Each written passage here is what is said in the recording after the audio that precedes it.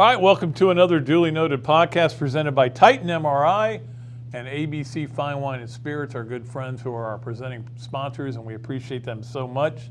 Hopefully you're watching this, well, you don't have to be watching it, but if you're watching it live on Facebook or on YouTube Live, we appreciate that. So many other options for you, including Apple Podcast, Spotify, WRUF.com, also carrying it. There's just so many, 39 platforms. We got to get to 40 platforms. That's my goal. Are there 40 platforms? I don't even know. We'll find out. All right. We're going to start off with a little football, and not the football you think maybe I'm going to talk about. We do have two great guests today. Joining us in just a little bit will be James Bates, the legend, and after that, Dennis Dodd from CBS Sports. We'll talk some college football and basketball with him. But I want to talk about the transfer in of Arik Gilbert, which I don't think has happened yet, but he's announced that he is committed to Florida, and that's a huge get for Florida. This is a guy, look, I'm not saying he's going to be Kyle Pitts. Kyle Pitts was a different character. We called him the unicorn. I've never seen a tight end like him, but he might be close, and who knows, he may be more physical than Kyle Pitts. He's that good a player. I remember when LSU got him, I was like, oh my gosh, just another weapon, but obviously wasn't very happy, I guess, there. And it's interesting because when he decided to get in the transfer portal, everybody assumed he was going to go to Georgia because he's from Marietta. But they've got a tight end they love very much. Stevenson, I think is his name. Played a little bit last year, but they think he's going to be he's a 5-star. I think he's going to be great. But Florida ends up going to the transfer portal again. Dan Mullen is a legend with the transfer portal. It's unbelievable. And you know one thing I was thinking about too? It's hard to think of a player that they've gotten in the transfer portal that hadn't worked out. You know, Van Jefferson, how good was he? How good was Trey Grimes? How good was Jonathan Grenard? You know, they just keep going through the list. We'll see how good DeMarcus Bowman, Lorenzo Lingard, the two tackles that they got. Adam Schuler was in the transfer portal. There have just been so many guys that Florida has been able to get, and they've feasted on this. So in the end, when you start looking at recruiting classes, you almost have to fit in these players that transfer in on the transfer portal as being part of that recruiting class. Think of if you added DeMarcus Bowman and Arik Gilbert, both 5-star guys, to 2 years ago's recruiting class, it bump way up. It's about who you have on your roster more than anything. That's the main thing. Also, we're going to talk a little bit later about Florida basketball. What a gutty win Saturday. That was a lot of fun to watch. It felt like an NCAA basketball game, like an Elite Eight game. That's a huge win for Florida in their efforts to get to the tournament, obviously. Florida is now ranked 22nd in the country. After they won, my daughter turned to me and says, are we going to get ranked now? And I go, I don't think so. She knows everything. And they are ranked number 22 and up to 18, I think it is, on the in terms of the net ranking, which is the big one. And we'll talk about that a little bit. Also, the SEC winning the challenge. I don't know. You know, who cares if they won? But they got some important wins that are going to help them. Also, the Alabama going down. So we got plenty to talk about. We may even get to the Senior Bowl where Florida Gators did really well. And, of course, we got all the usual three things. Our quick picks from Leonardo's Millhopper and the Adams Rib Player of the Weekend. We'll get to all that. But first, we're going to go and talk to one of my favorite people in the world, the legendary James Bates, artist, broadcaster, Renaissance man. That's what I like to call it. How are you, James? Professor. That might be my favorite job of all those dream jobs. Thank you, Pat. Thanks for having me on. It's good to see you. And congratulations on an incredible run, an incredible career with the Gainesville Sun. I know you're not retired, but stepping away from there, just congratulations on so many wonderful accomplishments there. Well, I couldn't have done it without guys like you to interview, back in the 90s. Yeah, you guys wore me out a little bit, but that made things easier when it came time to kind of step into TV work. I knew everybody, so I could go get a job. I got a lot of good reps. Well, I remember when they kept confusing me with Danny Werfel. That was the highlight of that whole time. Didn't somebody ask you a question and they thought you were Danny? Oh yeah. Gosh, and I forget who it was, but I used to get that all the time. Even Tina, my now wife, then girlfriend, she, poor girl, doesn't have very good eyes. And when we were freshmen and we got our heads shaved, she was just she was probably holding Danny's hand walking to Yon Hall every now and then. I mean, she had no idea what was going on. That's amazing. So with all these jobs you have, obviously right now you're trying to figure out what to do with the classes and the art and everything. I mean, what is keeping you the most busy right now? Probably because class is just one day a week. We have class on Tuesdays, and the weather's been nice the last couple of weeks, so we can sneak out. They've got crazy hours with the swamp right now. We used to always have class when we'd go outside in the swamp, but we had it the north end zone, just nice little sitting area there by that alligator statue, and it's so much fun, Pat. I mean, I'd love to have you come and speak to the class, actually, or join us on Zoom. And most of the kids in there, it's their only in-person class right now. So it makes me feel pretty good to get everybody out and just kind of being around people and talking. And I mean, last class we had storytelling. I'm not embarrassed to say, but a lot of times I pattern my class after my favorite memories of school. And my favorite school memories are like first grade, you know, and it's like, we're going to tell stories today. We're going to do show and tell, but it's a play-by-play on-air talent is what it's called. And as much as anything, it's just about speaking from the heart. It's about, you know, being passionate about something. And I just want them to feel, if I'm watching a show and you're hosting it, if you don't care about it, then why should I care about it? So, and, you know, and just kind of just tell me a story and something you care about, good, bad, happy, sad, and make us care about it. And I love it. We do it every semester, and Story Day is one of my favorites because we get so many good stories. And it's always funny. And, you know, shoot, man, you know how when we get together, I love storytelling as it is. But heck, you're doing a TV broadcast, you're doing a baseball broadcast, and there's a rain delay and you don't have any studio support. You better be able to piece some things together and make it interesting and tap dance and tell a story. So that's, you know, kind of start simple and build a lot of times. Yeah, how much time does that take away from you and from all the other things you're doing, is doing the broadcasting? And, you know, obviously we're in basketball season now. Right. Well, it's actually kind of nice with my art because when I went out to the Mountain West, I was doing play-by-play for football, then right on into basketball, then right on into baseball, and everything seemed to overlap, and there wasn't much free time. And when I came back here, the fall was extra crazy because I would do studio shows up in Atlanta, but I still wouldn't do a whole lot of basketball or baseball type stuff, and even move back into the analyst chair from the play-by-play chair.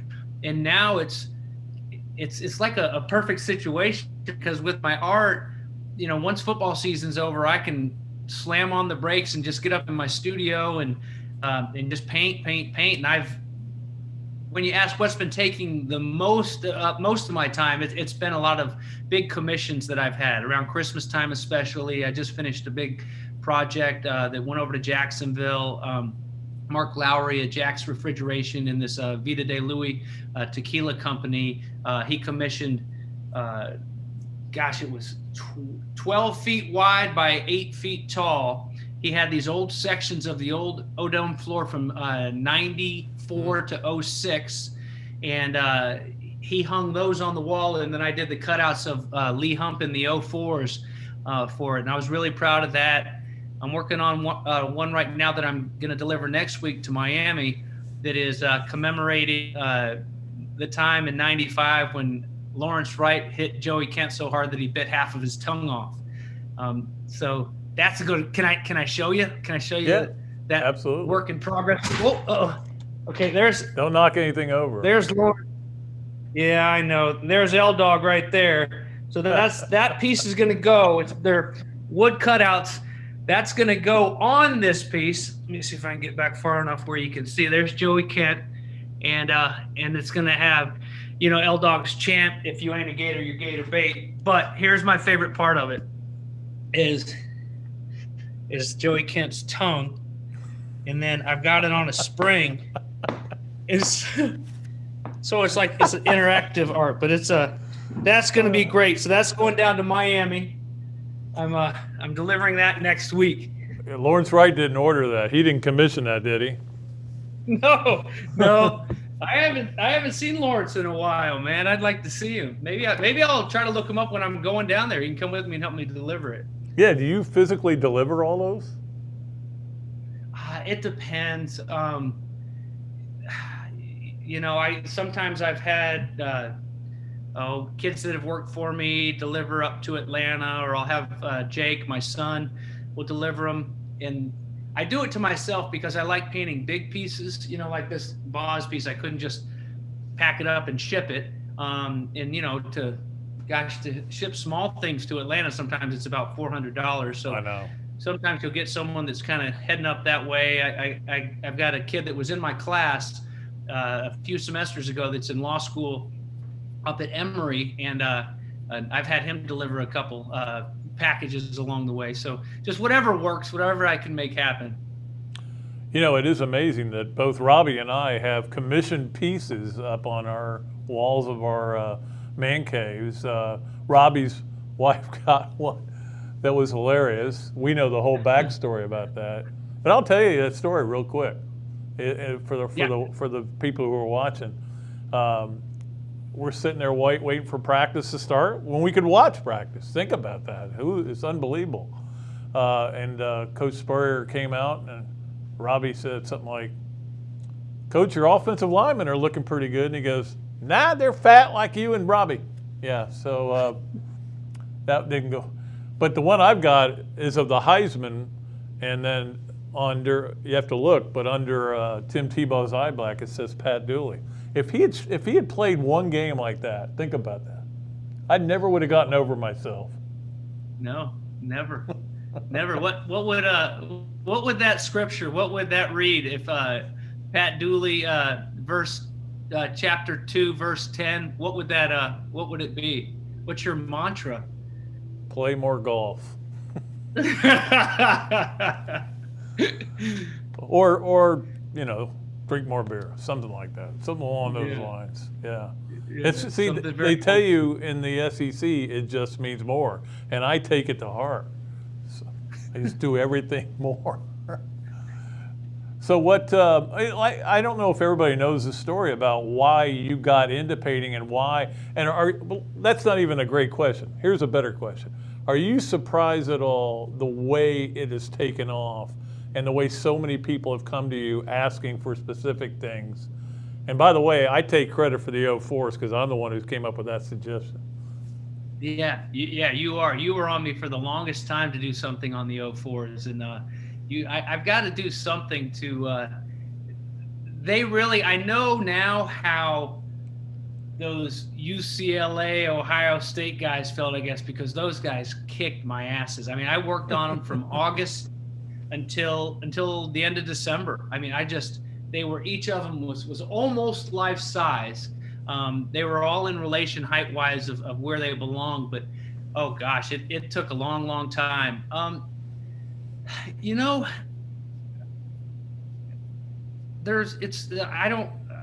Don't take this the wrong way, but I don't know. I can't really honestly say that I'm surprised, because I feel like I've always had the need to create, and kind of, even when back within the house, when you used to come on the local show all the time, it was, the funniest show ever. Yeah, I mean, we and some of those clips are on YouTube, but it just wasn't enough to just kind of just have a talk show. I've always had the itch to just create. So even when I was in school, I was, I didn't take any art classes, but I should have, because I was always sitting in class drawing, like bubble letters, graffiti, or whatever else, and drawing stuff on the dry erase board.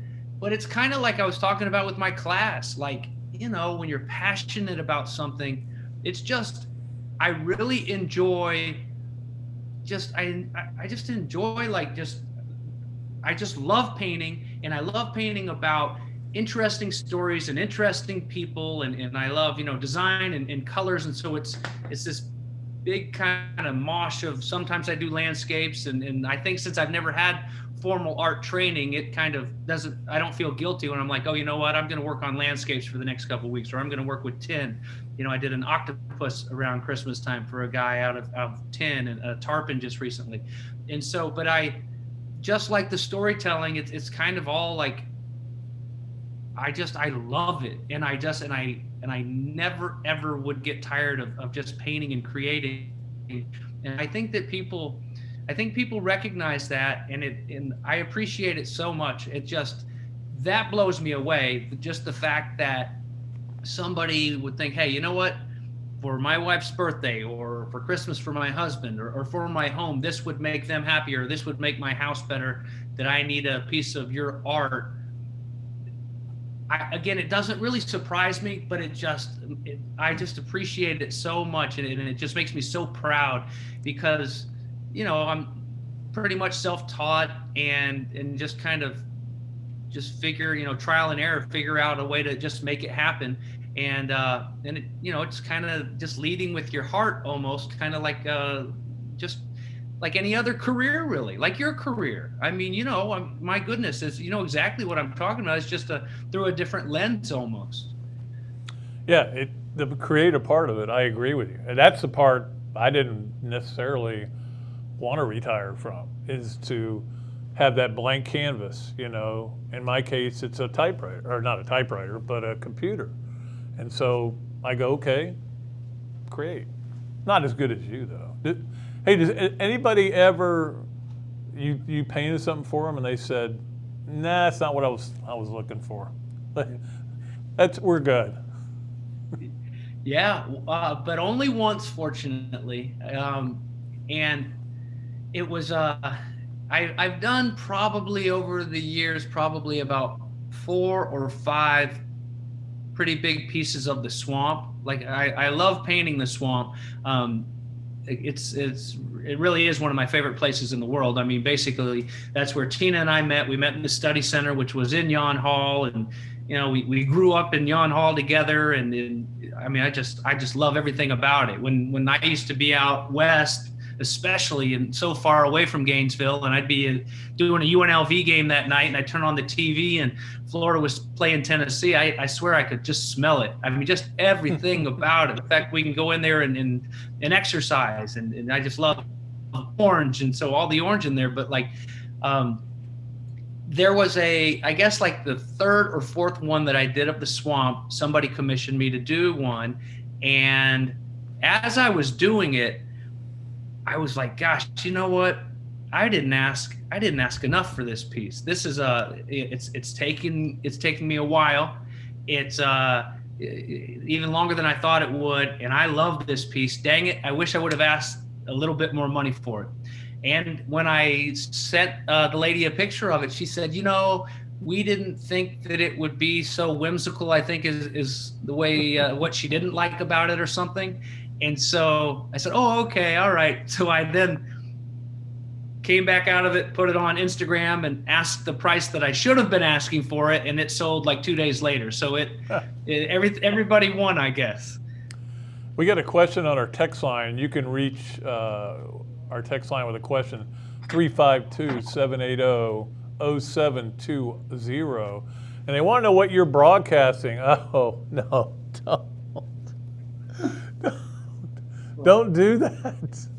Don't do that. It's beautiful.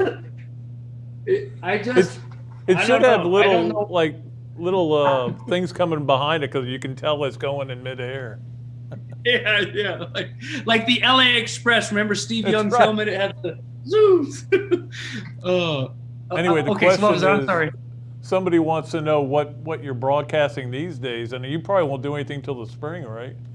Spring football, or really until I mean, it's so. To answer your question, it won't be until next summer, until media days, and so this will be next season. I think would be my 7th season calling ACC games, and And I mean, like with COVID, I'm kind of like a hermit at times anyway. So I'm just up here in my studio painting, and I don't really go out much. And so hasn't affected my everyday, quite as much as it has a lot of people that have had to make drastic changes and, going on Zoom and everything. But, sometimes even during the summer, as I start to kind of get on into, late July and August, I'll just start reading things out loud because I haven't, used my big boy voice much. I'm like, I gotta kind of get back. I'm out of practice because I'm just up here just singing songs and talking to my dog Hank, so I, other than, I'll host some things to help charity-wise. Usually I've got to do a thing for the American Heart Association, the Heart Ball this week. And then I'm on the board, the UF Alumni Association board, and I help them each year with Giving Day.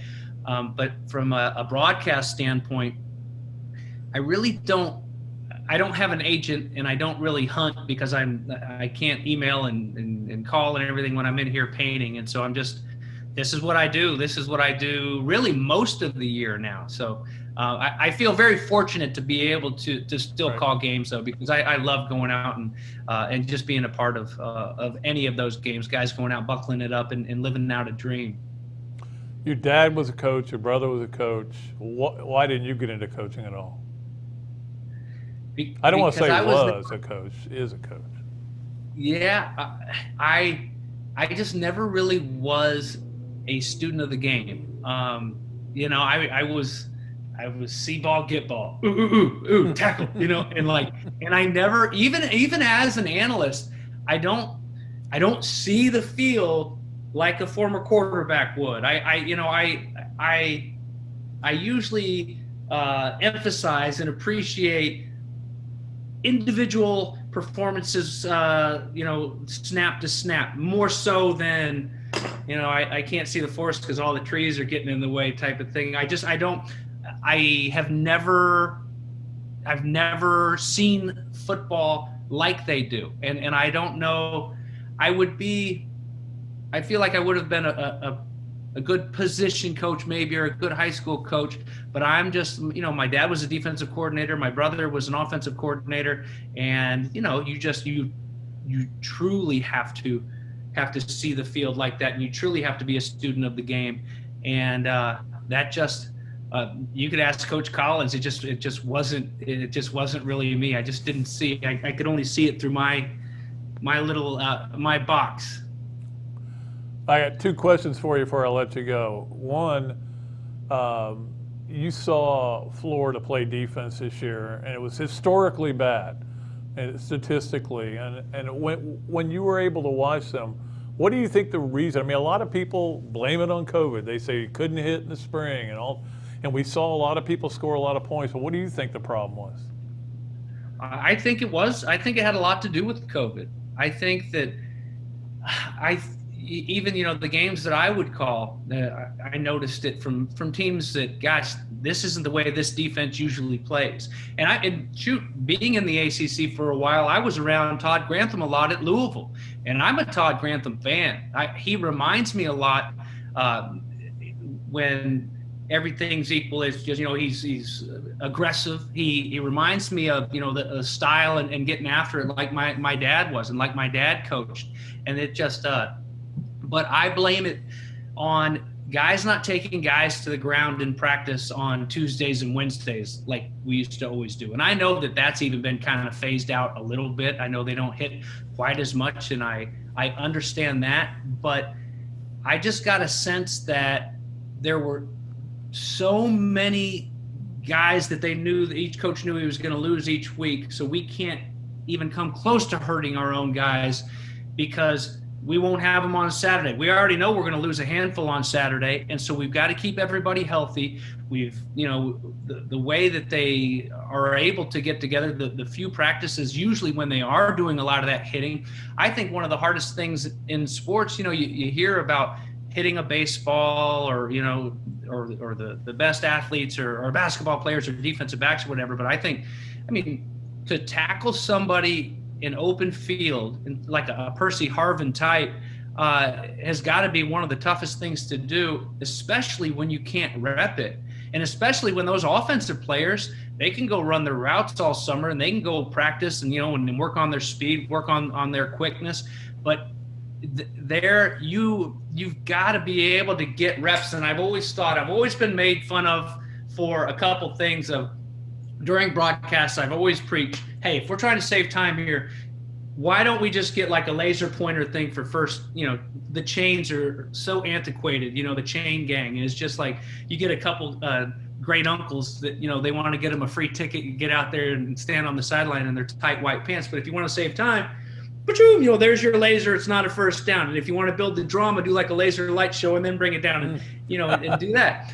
But like the other one would be like virtual reality tackling machines because that's what Buddy Stevens invented, yeah. Those dummies that run all over the place. Yeah, those dummies that can move. But I mean even more so like a helmet and where you can get in there and you can try to take down a Tony in open field but like because you're never going to have ones against ones, the premier athletes on the field against the premier on defense. Again, even beyond this, because they're scared of getting their studs hurt. But you can get a look and you could rep that and coming under control. But it just, it's crazy. It's crazy the lack of tackling and you saw it, I think, across college football. And it just, I think we were extra sensitive to it because for so long we had gotten spoiled with guys making big plays and playing good defense. We were waiting for the offense to catch up for so long. It was like we got spoiled with Coach Spurrier, just winning all those games and not only winning them, but being entertained afterwards and during the week. So that's kind of my take on that. Yeah, it's a good one. We only have about 30 seconds, but I've been told by several people to ask you why you have a rooster named Danny Werfel. Because we had another rooster named La Flama Blanca. The Kenny Powers, when Kenny Powers went down to Mexico on that HBO series, his name was La Flama Blanca, the White Flame. And Kenny Powers is a jerk, the character. What's his name? Danny O'Brien, I think is that it? O'Brien. Yeah, I think it is, anyway, yeah. And so, and La Flama Blanca was a total jerk, and most roosters can be. They're aggressive, and they're, and the kids can't go in there, and they're mean to the hens and everything. So we had to get rid of him. And so I'm like, you know what? I'm gonna, and I've had Ron Burgundy in the past, and Chaz Michaels. We used to always name them after Will Ferrell characters, and Ricky Bobby. We had a Ricky Bobby, and they're all kind of a little bit jerky. So I'm like, let me name one after one of the nicest people, one of the best people I know, and that's Danny Werfel.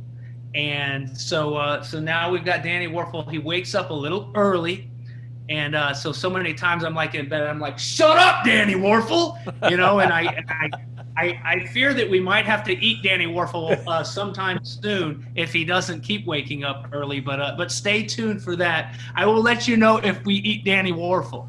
Please do. We need to know about that. James, it's always a pleasure, man. We could talk all day, and I appreciate your time, man. We'll see you, and you're doing a great job with those pictures that you're still working on. The LSU shoe one is the highlight of the day so far. It was simple. Thanks, bud. Well, I appreciate you having me on, Pat, and anytime, and I mean that. You just let me know. All right, my man. We'll see you. We have got to get a break.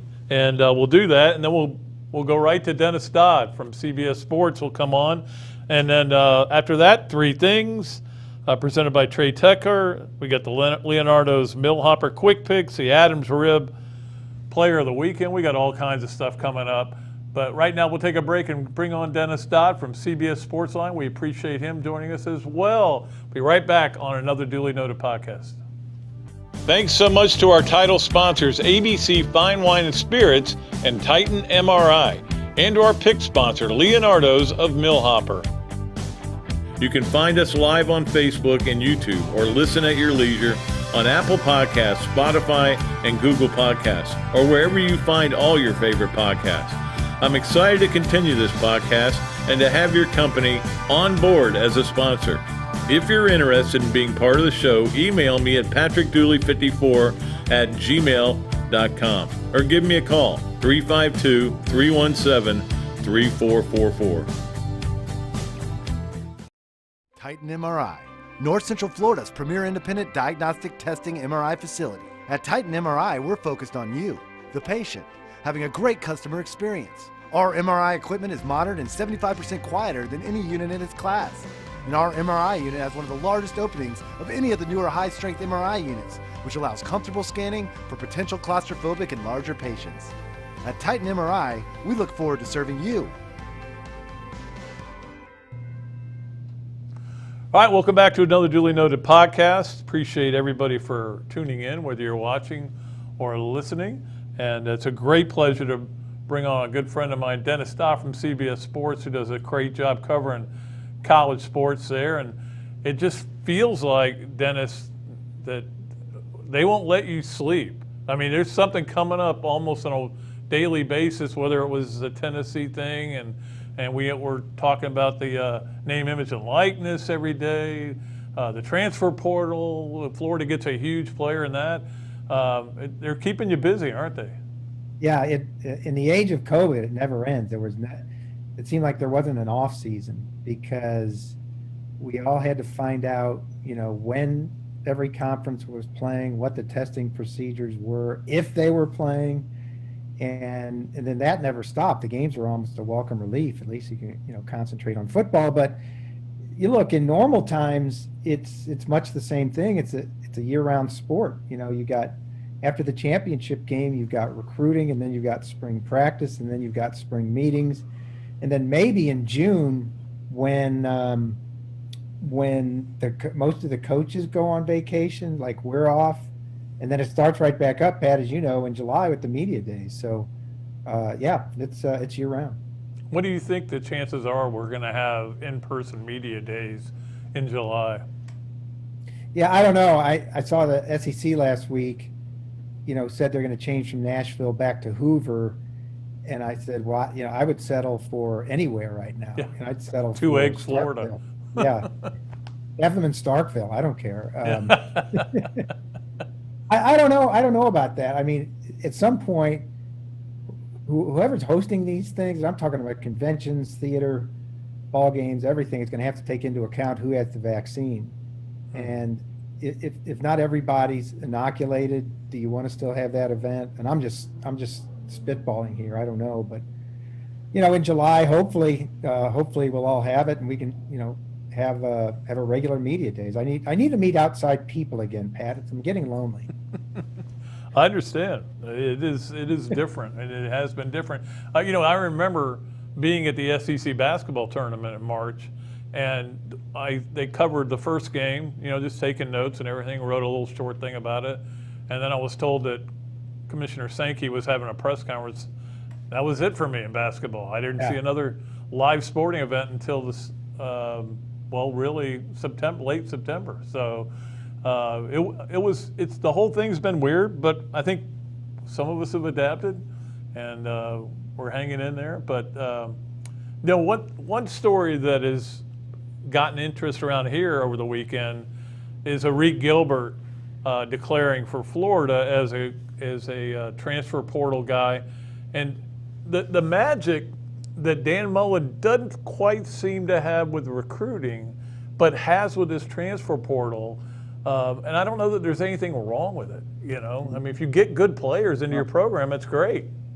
Yeah, and this is, if you count him as a member of the recruiting class, this is the guy. This is your number one guy. I've been on him since he signed with LSU. I thought before whoever got him, he's going to be a transformational player just because of his talent and the position he plays. He's big, strong, fast. You can put him in the slot. You can put him outside. You can block, H-back him, whatever you want. And, for whatever reason at LSU, it didn't work out. I think he's going to be an absolute Kyle Pitts-like star right away at Florida. I think they're going to utilize him that way. You can already see it with his body build and what Kyle Pitts did. So I think this is a massive get for Florida. Yeah, and that's we saw what they can do with a guy like Kyle Pitts. Now, Yeah. Kyle Pitts was a bit of a unicorn. He was so long and had such great hands. And I mean, they got to a point where they didn't even scrimmage it anymore because we know what he can do. That's how good he was. But and he's made a lot of money. But it'll be interesting to see him. You know, of course, DeMarcus Bowman transfers in from Clemson on a transfer portal, and that's the one thing that it's got to be. You have to do your due diligence when you're bringing in guys like that. But for Florida, they've all worked. Van Jefferson, Trey Grimes, John Grenard. It just one after another keep coming in, and they have really nice careers and do a lot of good things. And this is the new reality in college football. First, when this was talked about 4 or 5 years ago, I remember Nick Saban saying, well, am I going to have to change the way I coach in reference to a one-time transfer? And I thought to myself, well, yeah, maybe you do. You know, the best coaches will, keep these talented players around, but there'll be a subset of coaches who become experts at rounding these guys up, because every coach that complains about free agency wouldn't hesitate for a second to take an Eric Gilbert, you know, because a difference, or DeMarcus Bowman, a difference maker in your program. And I've talked extensively with coaches and people around the game about this, and I'm trying to shape it into some kind of story. And I've told time after time, there will be coaches that will do this, not in replacement of signing day, but as a majority of their players. In other words, they'll go get players out of the portal that they know are proven commodities, somewhat proven commodities, that can play right away. And because they are graduate transfers or one-time transfers, they can't leave you. They're out of options. Whereas the high school players, as good as they are, they're going to have to develop. And there's a heightened chance in this climate that they will transfer because they can. So this is really going to be interesting. Well, it's funny. That's what Billy Donovan told me that one time. He said, because he started to get towards the end of his career at Florida, a lot of grad transfers come in, or there wasn't really a transfer portal then, but guys could still transfer. And I was asking him why he was doing it. And he said, look, when they come to you, they know this is my last chance. Yeah. So I better do it right. And they tend to play harder and work harder. Yeah, we've already seen what football is turning into in basketball, because this has been going on for years, whether they got eligible right away or not, because of the culture of the sport. You know, if you weren't playing or weren't getting enough minutes, you were gone pretty quickly. In that, by the end, I think the number I keep seeing, by the end of your sophomore year, 40% of D1 basketball players are transferring. That's a staggering number. But that's what that culture is. You know, if I'm not starting, I'm departing. We're just getting more minutes somewhere else. I don't know if it'll come to 40% in football, but it's going to be a lot. Yeah. And I would think that that Josh Heupel, I can't get him out of my mind, would be that ripe for that, because obviously you're in a situation where you don't know what the NCAA is going to do to you, and it's probably going to be a couple of years. It's going to be hard to get kids to come there, and that they would try to get as many guys as they could through the transfer portal. Yeah, and the guys that matter, that are good enough, just want to get on film anyway. Now it's going to hurt. Yeah, is it going to hurt that maybe you can't play in a bowl game for 2 years? It is, but this year, I don't know if this case is going to be finished. I think whatever Tennessee accomplishes is they're going to be able to play in a bowl game if they win enough. And so, look, my first advice to Josh Heupel is go get yourself a quarterback. You can't compete, and he knows this. You can't compete in the SEC or really in the country unless you have that fire starter at quarterback. We've seen it time after time, and that's what he does. That's the kind of coach he is. And there's guys sitting there right now that I'm sure he's talking to. There's an Alan Bowman at Texas Tech who in his freshman year, before he started getting injured, was putting up monster numbers at Texas Tech. And so there are those kind of guys out there that will make Tennessee more exciting to watch, if nothing else, right away because of the portal. I was reading your story on how USC may be changing the dynamics out there in the Pac-12. And I said, well, yeah, the dynamic changed because they finally got rid of Larry Scott. That's number one. But do you really think that this signing could kind of change the landscape of what's going on out there? I think this signing, and the guy we're talking about is the number one recruit in the country, Corey Foreman. He's a defensive end from Corona, California. But the whole class, it's number 8 in the country. It's the highest rated class they've had in years. They haven't had a number 1 overall signee since Matt Barkley in 2009, who became their all-time leading passer. And a lot of things have conspired to this. I mean, this COVID has helped Clay Helton. If COVID doesn't come along, USC has to play Alabama and probably get waxed in the opener. They have to play Notre Dame and probably get waxed in that game. As it was, they only were scheduled 6, played 5, went 5-0, and then lost the Pac-12 championship game. And that really solidified things. That, along with the fact that he had decided earlier in the year to completely redo their recruiting philosophy, maybe not the staff. He brought in a few more analysts, but they were going to go hard after it. They signed with a creative agency out of Dallas to market USC. You would never think, what do you have to market? You're in LA, you're Hollywood. But they got back to that. I mean, they had kind of a pirate video out there that was up for a few days that was really so good and so edgy that the administration had them take it down. And it wasn't that it was bad. It was, it was portrayed USC football at a movie premiere type thing with people getting out of a car, and there may have been a model or two involved. But the people involved weren't wearing masks. So that sort of thing turned off the administration. But it was a cool video. And the player and personnel guy I talked to at USC said it didn't matter that it got taken down. It mattered that Corey Foreman saw it. Every recruit saw it while it was out there. And it was really, really cool. Now, they've made other videos, like every school does. But USC, lacking winning big time at the moment, they had to sell who they were and who they could be with the climate, Hollywood, the opportunities coming with NIL. And I think, with USC being the flagship school in that conference, if USC gets going with good players, then you can turn around the Pac-12, because USC is the Pac-12. I know Oregon, no disrespect to my friend Mario Cristobal, who's won 2 straight conference titles at Oregon. You got to get USC going if you're in the Pac-12. Yeah, and where are we on NIL? It doesn't, I keep waiting for somebody to show me how it's going to work.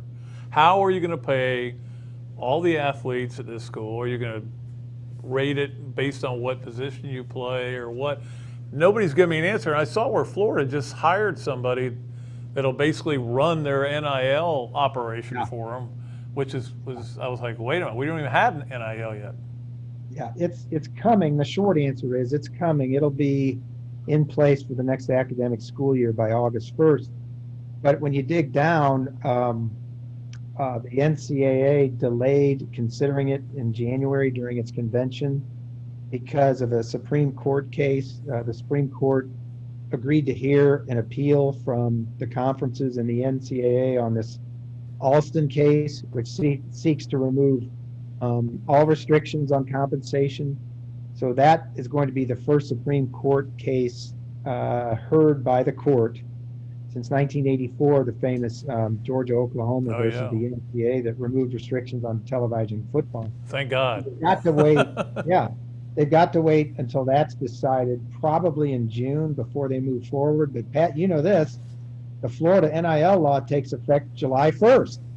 And so what does that look like? I think, again, long story short, because we now have a blue Congress administration, whatever comes out in NIL is going to be less restrictive than anything we've seen so far. These players are going to be able to really, really capitalize on stuff more than anything the NCAA has proposed. I mean, I'm talking about guys that haven't just signed their NLI, their National Letter of Intent, being on a billboard, coming into town the day after that happens. car dealership ads, endorsements, and autographs. Not everybody, and not everybody for big money, but it'll be just the fact that they can earn the same money from their fame or intelligence or YouTube channel than any student in a dorm at Florida. And I think that's fair. Yeah, absolutely. Dennis, always great talking to you, buddy. And hopefully I will see you in Hoover in July. Yes. I mean, I would take that that's right my now. only goal, is to see you in Hoover. I'd be happy. I'll take it. Thanks, Pat. All right, thanks, Dennis. Dennis Dodd joining us from CBS. It is time now for us to get to Three Things, presented by Trey Tucker. Does a great job, a life coach for you if you want to call him. All that information is, well, I can give it to you right now. I was going to say it's going to be it's on the commercial. 423-799-0769 or Trey at tuckerexecutivecoaching.com. He is a sponsor of Three Things, and we appreciate him. Let's start out number one on Three Things. We talked a couple of weeks ago, maybe it was 10 days ago, about the quarterback shuffle we might see, and all of a sudden, boom, we got the first one, and that was Stafford, of course, the former Georgia quarterback, going to the Rams, and I started to say Jared Goff, going to the Lions. Well, I think it's good for both those guys. I don't know if it's good for both teams.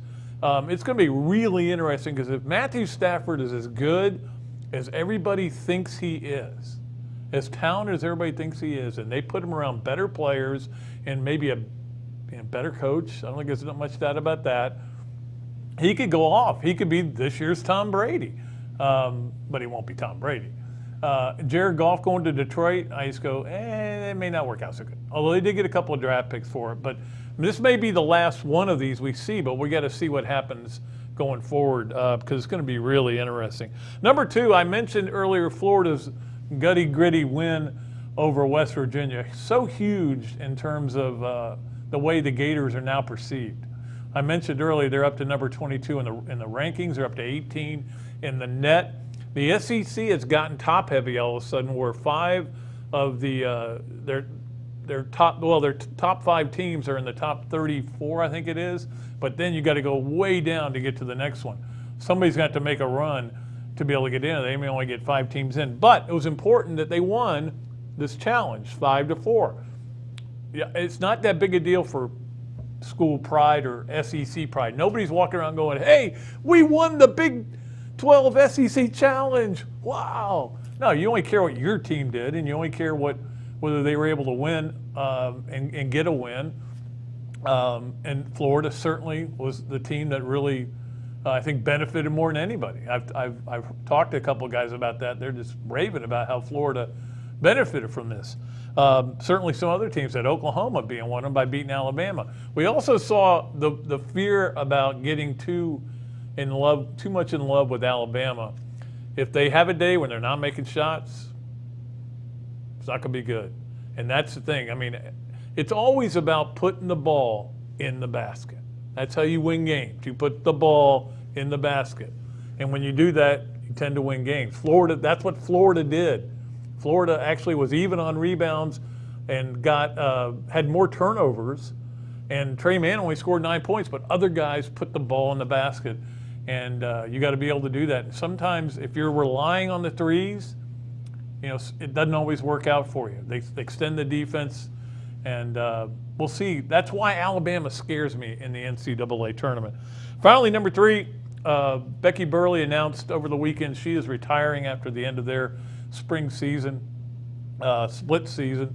And one of my favorites to ever deal with. I mean, I'm very fortunate that during this 33 years at the Gainesville Sun, 99% of the coaches I really liked, I got along with. And Becky was right at the top of that list. I mean, she treated me so well all the time. I remember I get a call one day, and they're asking me, "Hey, Abby Wambach is going after the all-time scoring record, or I can't even remember the scoring record of games played, and can you do something on it?" I'm like, okay. Pick up the phone. I call Becky Burleigh. She's standing in line at Acme Oyster House in New Orleans where they were playing this event. And so we talked it was good for her because she had somebody to talk to on on the walk in line. But, I mean, she's always been great to me. I remember her having me out to talk to her mother on Mother's Day and stuff like that. Love her to death, and hate to see her go. What she did was phenomenal to take a program and in just a couple of years win the national championship. I was there for it. It was cool. And that was one of those days when you sit there and it gets over and you start calling people and you go, did you see that? Did you see what happened? I remember my mom and dad were at a Jacksonville Jaguars game, and they called to ask me, how were the girls talking? What were they talking about after the game? They were so excited about it. So we hate to see her go, but like me, she knows she's doing the right thing and getting rid of a little bit of stress, as we all like to do. All right, that is 3 Things presented by Trey Tucker. We appreciate him. We'll take a break. We may go over today because we still got to get to Leonardo's Millhopper quick picks and the Adams Rib player of the weekend. And we'll talk about some other things. All coming up here on Another Dooley Noted Podcast. You may be like the Florida football team and you want to move from good to great. I can tell you how to do that with the help of a Gator graduate. His name is Trey Tucker, and he's an executive coach and licensed therapist who can give you the kind of guidance that will unlock your potential. With one-on-one online sessions, he'll develop your communication skills, find your purpose, and identify your strengths. Take a step in the right direction with Trey Tucker by reaching him at 423-799-0769 or Trey at tuckerexecutivecoaching.com. Executive coaching from a licensed therapist with more than a decade of corporate experience and someone who knows the fight song, what's not to like? And tell them Pat Dooley sent you. You can get your favorite alcoholic brands from ABC Fine Wine and Spirits delivered right to your door. ABC Delivers is available in Tampa, Orlando, Jacksonville, and all of the Southeast Florida. Earn ABC points for coupons and free bottles through abcdelivers.com. It's powered by FedEx Same Day City, and you're going to love the price. Free with a $50 purchase for the first 7 miles. So wine, spirits, beer, and everything you need to celebrate. Get it delivered. Shop abcdelivers.com. All right, welcome back to Another Dooley Noted Podcast. And again, appreciate our great guests, Dennis Dodd and James Bates. Great stuff from them. So we went a little long. We did get to 3 things, but we do need to get to the Leonardo's Millhopper quick picks. Played golf with yesterday with Kyle Cohen, who owns that place, and it's a great place. And he's donating a couple of pizzas, big pizzas, like the big ones. You can't eat them all, and they're really big for this contest, as well as we got some other stuff, a Gator shirt. He's got a bunch of stuff. I got to put the prize package together. We had one person qualify on Fridays, but I left it at home. I will give it to you on Friday. I'll give you who qualified then. And on Friday also, we're going to do a lot of Super Bowl stuff, and including the quick picks will be all Super Bowl prop bets and all that kind of stuff. And looking forward to that. And Nat Moore is going to join us. Of course, former great Miami Dolphin, former great Gator, as electric as you'll ever see. Played in a couple of Super Bowls. We'll ask him about that. So that'll be fun to talk to him. All right. We do still have room for a couple of sponsors, man. We're running out of room. And we appreciate everybody for being a part of this. You know, we just hooked up with Ballyhoo and Dar Shakow last week. We got Adams Ribs hooked up with us a couple weeks ago, and we still got all these great sponsors who've been with us for the duration. We appreciate them so much, especially our title sponsors, Titan MRI and ABC Fine Wine and Spirits. But there's still room for somebody if you want to give me a call, 352-317-3444. Always happy to talk to people who like this show. And I've got a lot of email response, and we've had some great exchanges about it. Different things that they want us to get better at, things that we need to get better at, things that maybe they don't watch well. You got to watch better as well. All right, it is time for the Leonardo's Millhopper Quick Picks Contest. Again, this is to qualify to get into our big drawing when we get past the Super Bowl, probably a week past the Super Bowl. But Friday, again, we're going to have 4 Super Bowl questions for you. Today, it's a little different. we're going to go, and one game we're going to give you is being played tomorrow night, and it's going to give you reason to watch the game, even though you should still be watching it either way. And I'm just going straight up, Baylor at Texas, number 2 versus number 5 in the country. Now, I know that in the end, it's not an NCAA game, and so it doesn't have quite the impact, but it does to me. I'm going to watch it, and I'll probably have that game up, then I'll have another game, an SEC game probably on the other TV. So that's the first one, Baylor at Texas. And again, I will post these on Facebook and on Twitter so that you can vote on them there. But you have to email me, or if you don't email me, it doesn't count.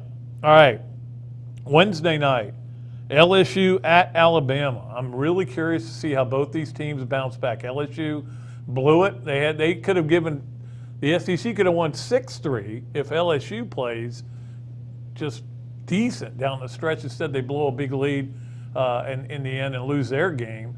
And then Alabama, as we mentioned earlier, just didn't have it at Oklahoma. Oklahoma's got a good team, though. So that game is Wednesday night. That'll be a fun one to watch.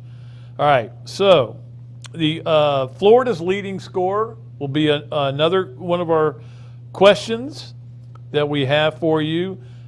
And the final question, now you got to think, you got to put your little thinking hats on. I know you guys have these at home, okay? Or just put a mask on. Florida is shooting 38.3% from 3.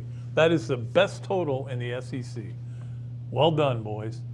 Over or under on Wednesday night when they play South Carolina. South Carolina will get after you, but they're struggling record-wise. They just find ways to lose games, and then they didn't play well at all on Saturday. So 38.3%, just an over-under. Give me whether Florida will shoot over that or under that, but that's what they're averaging for the season. So that is our Leonardo's Millhopper Quick Picks contest, and again, we appreciate Kyle over there. Now, before we wrap things up, and I do want to mention gymnastics. When we had that as part of our contest Friday on the Friday show, and it was over under 198, which is a really good score in gymnastics. They were like this close to 198. I mean, I think it was 197.95 or something like that. Almost got to 198. But if you guessed under, that was good for you. That was a winning score. But they did win, and they continue to be the number 1 team and continue to do amazing things. And of course, volleyball has its first home meet. They finally got cranked back up for the second half of the season, the split season. They have their first home match on Saturday. So, well, good luck to Mary Wise and that team as well. We're getting ready to hit the time, man. It's going to be crazy around here. You're going to have baseball, softball, volleyball, soccer, obviously men's basketball still going on, spring football pretty soon. So it's about to get really wild and crazy here, and that's kind of fun. And that's going to make it even more fun to do, and taxing to a point, to do the Adams Rib Player of the Week and the Player of the Weekend, which we do on Mondays. We do the Player of the Weekend. On Fridays, the Player of the Week, whoever did well that week. We're going to have so many options. You got to go with, can you go with a baseball? Can you go with a gymnast? And again, this University of Florida, where they're good in everything, pretty much, and their athletes are high level, so it'll be hard to choose. But I went this week with Colin Castleton and for the Player of the Weekend. And the reason was that was a huge game for the Gators, a huge game and a huge win for Florida. And Colin Castleton got benched early because he didn't hustle after a ball. And instead of sulking or sitting over there and going, why am I out of the game, he came back and he played hard the rest of the game. Finished the game with 21 points, 7 rebounds, and 5 block shots. I wonder if the people at Michigan are looking and going, well, where was that guy last year? Why was he not that guy? But sometimes guys grow as players. They grow, maybe he's getting better coached. I got a feeling his arms or something might have grown either, because he blocks a lot of shots. In fact, I think he leads the SEC in block shots right now. So Colin Castleton is our Adams Rib Company Player of the Weekend. Again, thanks to Adam so much for being a part of this. I think we got it all done. We got it in right at an hour, and appreciate all you guys for watching. Appreciate all you for listening. Again, you can listen if you want to go back and listen to those interviews with James Bates or Dennis Dodd. Apple Podcasts, Spotify, WRUF.com, Overcast, Podbean, CastBox, all those 39 different platforms. You want to get involved with the show in terms of being a sponsor, just give me a call. You know my email address, very simple. I send it out every day, patrickdooley54@gmail.com. And also, if you're listening to us or watching us, remember to like. My wife subscribed this weekend. She was all excited. This was the coolest thing. After the game, and I'm sitting there, I'm watching the next game. We talked about it and everything. And I come out of my office, and my wife's watching the show from Friday. And I'm like, that's sweet, honey. She goes, don't make a big deal out of it now. You know, don't get a swelled head. And I'm like, well, I might anyway. All right, so that's going to do it for this show, though. We appreciate everybody. Appreciate Evan, certainly Freddie. And until Friday, when we bring on Nat Moore, can't wait to talk to Nat. He's such a great guy. This is Pat Dooley saying I am deep, I am way back, and I am out of here.